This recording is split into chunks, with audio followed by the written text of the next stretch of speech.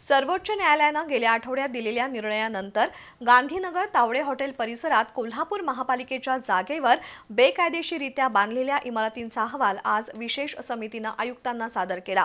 या मिळकतीसंबंधी कोल्हापूर महापालिका प्रशासन ॲक्शन मोडवर आलंय।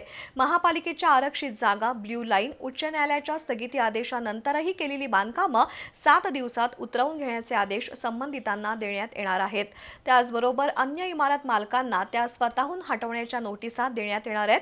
त्याचा मसुदा तयार करण्याचं काम प्रशासनानं सुरू केलंय। याचबरोबर सर्वोच्च न्यायालयातील ज्येष्ठ कायदे तज्ज्ञांचाही सल्ला घेण्यात येणार आहे। तावडे हॉटेल परिसरात गेल्या काही वर्षांपासून झालेली बेकायदेशीर बांधकामं आता सर्वोच्च न्यायालयाच्या एका निकालामुळे चांगलीच कचाट्यात सापडली आहेत। बांधकाम झालेल्या जागा कोल्हापूर महापालिकेच्या हद्दीत आणि महापालिकेच्या मालकी हक्काच्या असल्याचा निर्णय सर्वोच्च न्यायालयानं गेल्या आठवड्यात दिलाय। तर याच जागा आपल्याच हद्दीत असल्याचं समजून उचगाव ग्रामपंचायतीनं गेल्या 20-25 वर्षात या बांधकामांना परवानगी दिली आहे। त्यामुळे आता सर्वोच्च न्यायालयाच्या निकालानंतर या मिळकतधारकांचे धाबे दणाणले आहेत। सर्वोच्च न्यायालयानं कोल्हापूर महापालिकेच्या बाजूने निकाल देताच महापालिका आयुक्तांनी या मिळकतींचा सर्वे करण्यासाठी 5 विशेष पथकांची स्थापना केली। गेल्या 8 दिवसात या पथकांनी संबंधित मिळकतींचा सर्वे पूर्ण केला। यामध्ये अनेक धक्कादायक बाबी उघड झाल्या आहेत। कोल्हापूर महापालिकेला कचरा डेपोसाठी आरक्षित ठेवलेल्या जागेवर एक इमारत बांधली आहे।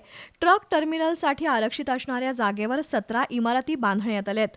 ब्ल्यू लाईनमध्ये 37 मिळकती उभारल्यात, तर उच्च न्यायालयाची स्थगिती असतानाही ही स्थगिती बेदखल करत 77 इमारती उभारल्या आहेत।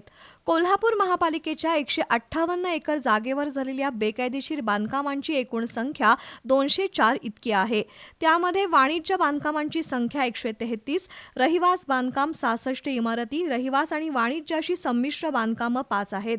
या संबंधीचा पाहणी अहवाल आज नगररचना विभागाचे नंदकुमार पाटील आणि सहाय्यक अधिकारी प्रशांत भोसले आणि सर्वे पथकातील अधिकाऱ्यांनी महापालिका आयुक्त डॉक्टर राजेंद्र भारुड यांना सादर केला। त्यानंतर कोल्हापूर महापालिकेच्या हडप झालेल्या जागेचं आणि त्यावर बांधण्यात आलेल्या बेकायदेशीर मिळकतींचं मूल्यांकन आणि उचगाव ग्रामपंचायतीनं दिलेल्या परवानगीसह अन्य विषयांवर सर्वोच्च न्यायालयातील ज्येष्ठ कायदा तज्ज्ञांचा सल्ला आणि मार्गदर्शन घेण्याचा निर्णय झाला।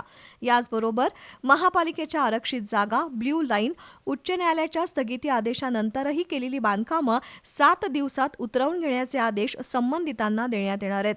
तसंच अन्य इमारत मालकांना त्या स्वतःहून हटवण्याच्या नोटिसा देण्यात येणार आहेत। त्याचा मसुदा तयार करण्याचं काम प्रशासनानं सुरू केलंय।